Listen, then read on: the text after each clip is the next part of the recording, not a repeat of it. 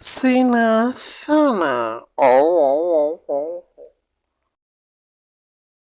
බලන්නකො සීයේ මේ යෝධයා මනමාලිගේ ගෙදර ගිහිල්ලා මේ අමුඩේකුත් ගාගෙන මේ මනමාලිව ගණ්ඩ කියලා කරන්න නාඩගම් ටික අනේ අම්මේ මේ වගේ කාලෙක මෙච්චර අමාරුවෙන් ගන්න එක සීයා කියන්නේ හොඳයි කියලාද? ඒන් පුතාට කියන්න ඔය කොළුවා ඔය අමුඩේ හරි තියෙන්නකව තනිකඩව ඉන්න හින්දානේ මොකද බැඳලා ළමයි බම්මයි ඇති වෙනකොට බං ඔය ගෑණි ඔයාට අමුඩේවත් අඳින්න දෙන්නේ නැහැ. ඒ සල්ලි ටිකත් ඉතුරු කරලා පොතේ දාන්නයි මෙදෙට්ට කෑම වීම ගේන්නයි කියලා ඇවටිලි කරනවා. එතකොට ඔකට තේරෙනවා අමුඩේ ගහගෙන හරි හන්දියට ගිහිල්ලා ඕන විදිහට කාලා බීලා හිටපු ඒ කාලේ තියෙන වටිනාකම තේරෙන්නේ බං එදාට තමයි. මොකද ඉතින් බැඳලා පස්සේ බං වාඩුවට ගිහිලාත් ගෙදර ආවට නිකන් ඉන්න දෙන්නේ නැහැ. වත්ත පිට යුද්ධ කරන්න අතු ගන්න කොල්ල අදින්න මහ වැස්සේ දවස් වලට උනත් බං පෝර බෑග් එකක් අර ඔළුවට දාගෙන වැඩට ඵලයන් කියනවා. තව ඉතින් රබර් වත්තත් ඒ වත්ත පොල් වත්තක් කියන තිබුණා නම් ඒව අස්සන්න අරගෙන කරේ තියාගෙන ගෝණි වල තියාගෙන හන්දි වල ලොරි එනකම් බලා ඉන්න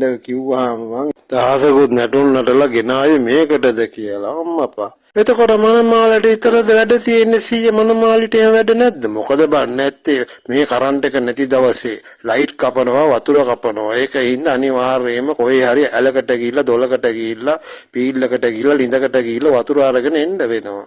තව ඉතින් නගර බදෙම ඉන්නවනම් පොදු වැසිකිළියට හරි පයිප් ළඟට ගියාම ගමේ ගෑනුන්ගේ කයි කතන්දර ටිකක් අහගෙන තමයි ඌව පුරවගෙන එන්න වෙන්නේ.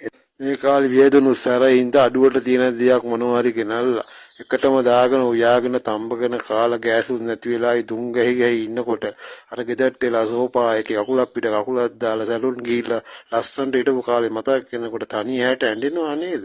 එතකොට සීයා කියන්නේ මේ කාලේ බඳලා ගොඩ යන්න බෑ කියලාද? උඹට මං කියන දේ සැකනම් කසාද බැදපු කෙනෙක්ගෙන් අහපන්.